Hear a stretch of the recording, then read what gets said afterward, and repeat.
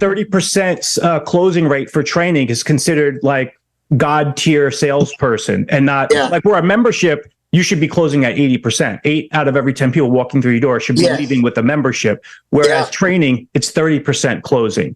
So it is a lot harder, but I can tell you, if you sell training, you don't sell the membership first. You always sell personal training first, sell membership second. Because even if they don't buy the personal training, you went through the whole process and explaining how your training works at your facility. You give them a tour.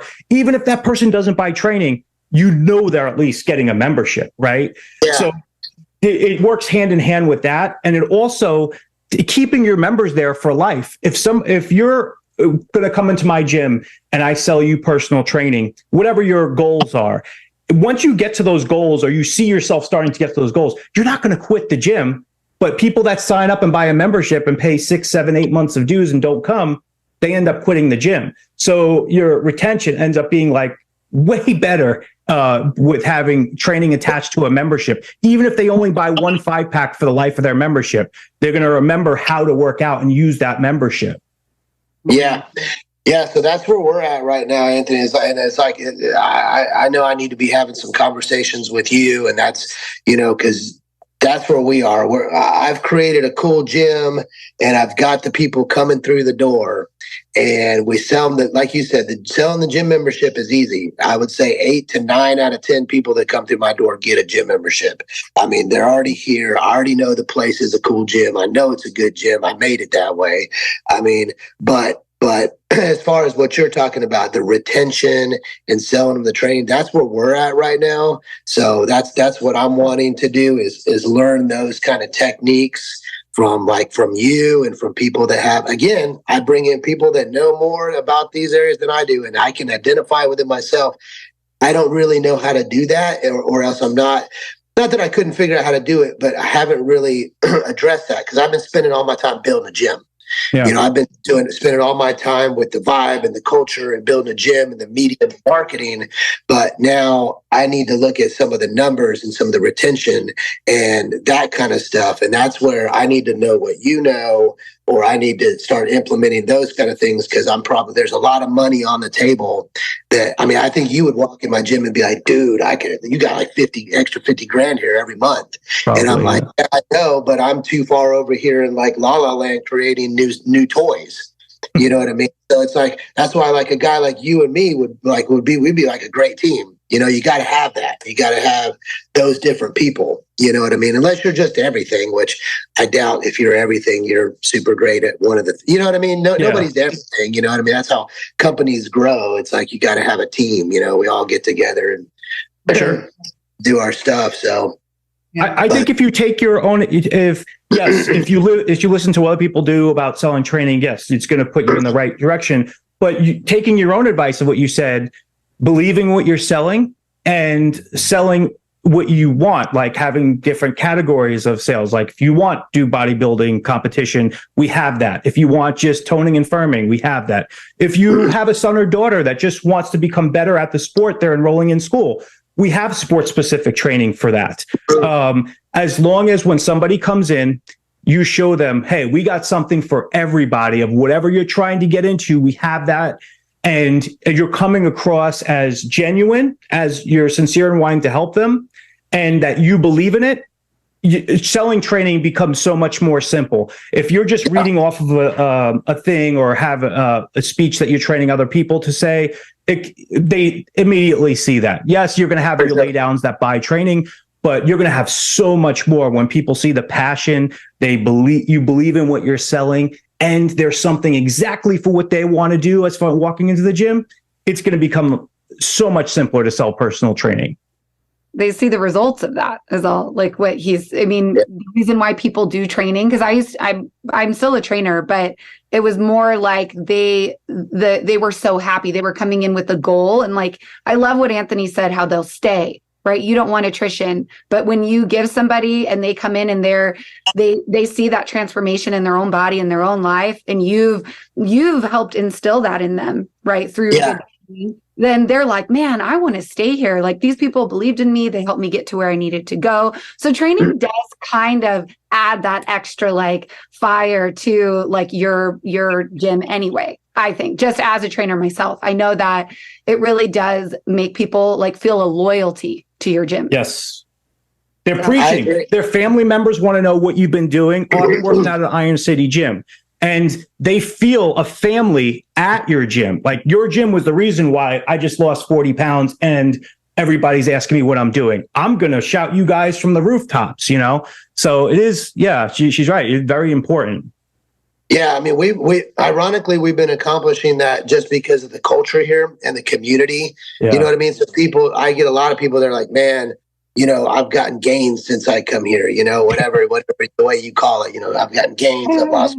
But, you know, but that's been accomplished because of the community here and the culture and the facility itself, you know, and definitely the people. I mean, it's most definitely the members make your gym, you know, kind of thing. But yeah, I mean, I can imagine if we scaled up our training department, that would even contribute more, you know. But like you were saying, Anthony, like let's say I met with you and then I was like, hey, Anthony, how do I do personal training here? And you tell me, I'm still going to take what you tell me and I'm not going to do exactly what you said because I'm still going to make it my own, right? Yep. I still got to make it fit my model here.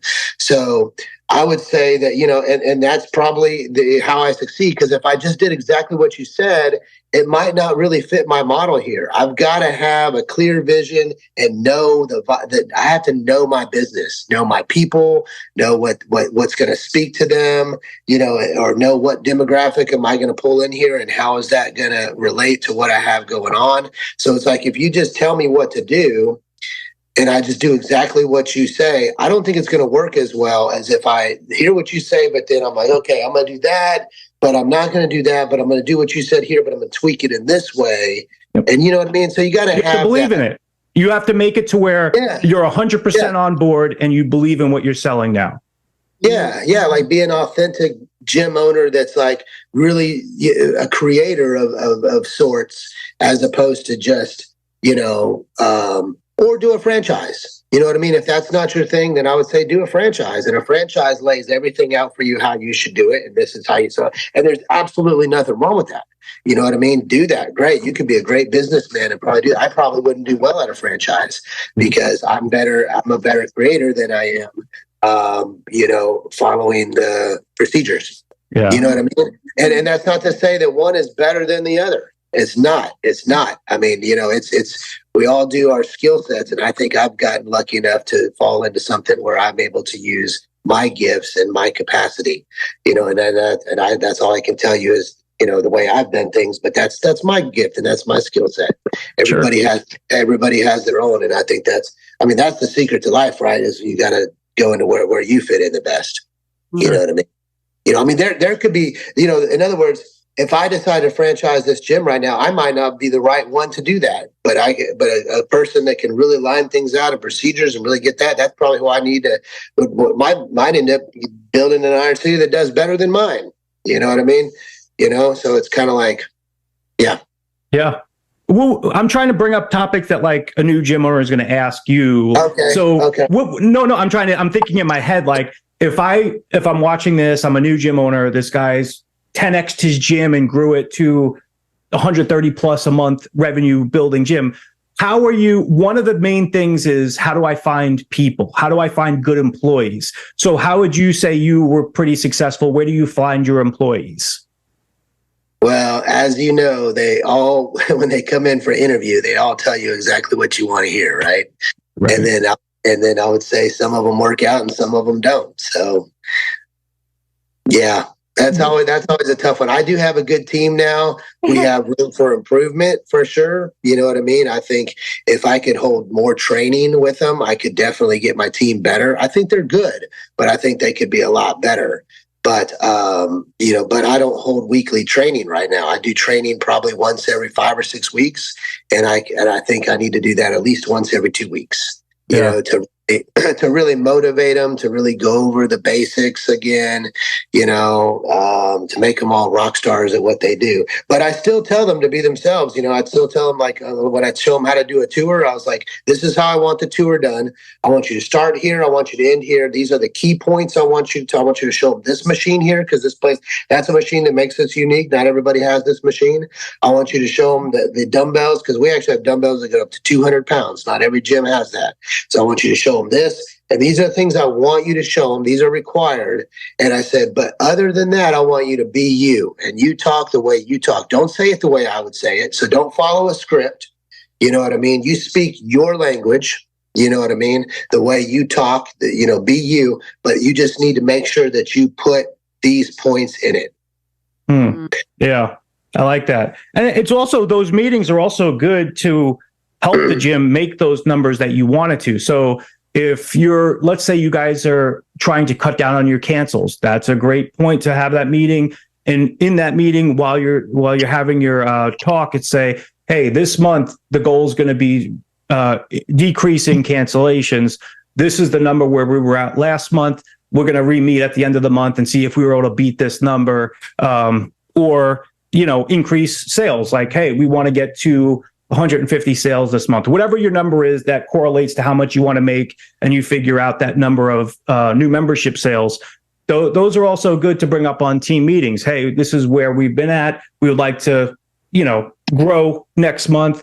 And if we do, I'm going to give away a Best Buy gift card, or whatever the case may be. Those are all important things to bring up on team meetings as well. Yeah, that's right. That's what I need to improve on, to be honest with you, because I feel like we do okay with that. But everything you said is like right where I'm at right now. I'm like, I got a good platform. We're making good money, but we're probably losing 30%. We probably got 30%. Maybe not losing 30%, but I know I have 30% on the table. Potential, yeah, for sure. Yeah, I think so. Potential, at least 20%. Like, I want to be at 150 a month. That's about what my goal is right now, to be at 150 revenue a month. Once you get your training department there, you're 100% will get there. I have no question about that. So do you want to give us a tour of the facility? Like, show us around, like if you could point down towards the stuff to show us your layout and everything? Yeah, we can do that. Let's do it. Okay. So plug it in here. Let me juice it up. It probably won't take long. This is a good charger. Okay. And then, or else it's going to die. So let's take it. Yeah, no worries. No worries at all. It's been out for a long time. I was going to say, though, from what Anthony was saying, how he said, oh, you have, how do you find good employees? You I guess you don't really have a way. You don't have a method. You're saying it's kind of hit or miss. So, for example, I would want you big time at the desk. Like, your vibe, the way you talk, you like give energy. Like, I always feel good when I talk to you. Like, straight up, just to give you a compliment, you have like this, yes, like your disposition like brings joy. Like, you're awesome. Like, you have one of the best vibes.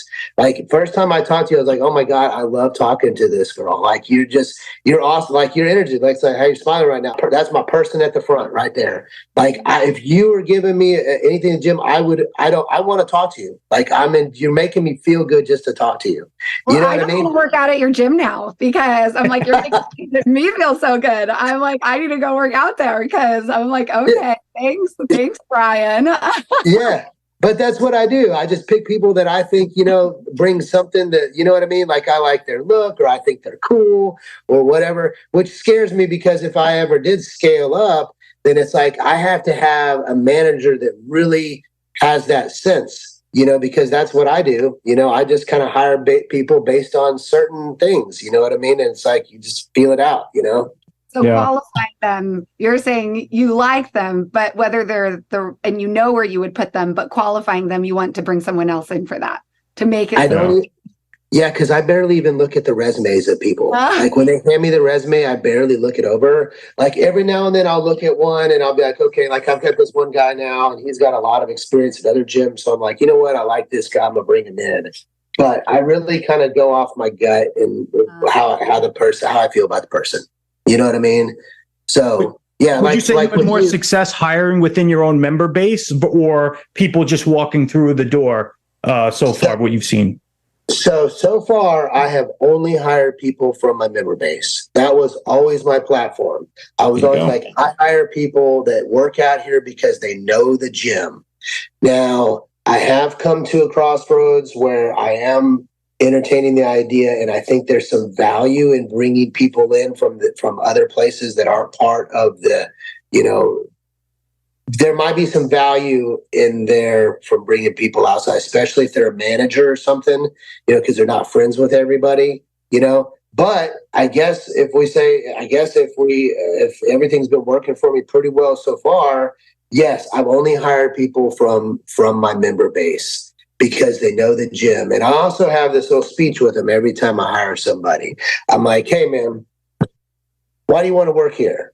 And then, you know, and they said, I was like, you work out here, right? I was like, do you love the gym? They're like, yeah. I was like, because I love this gym, dude. I was like, I would want you to work here because you love Iron City. Like, and if you don't, then that's cool.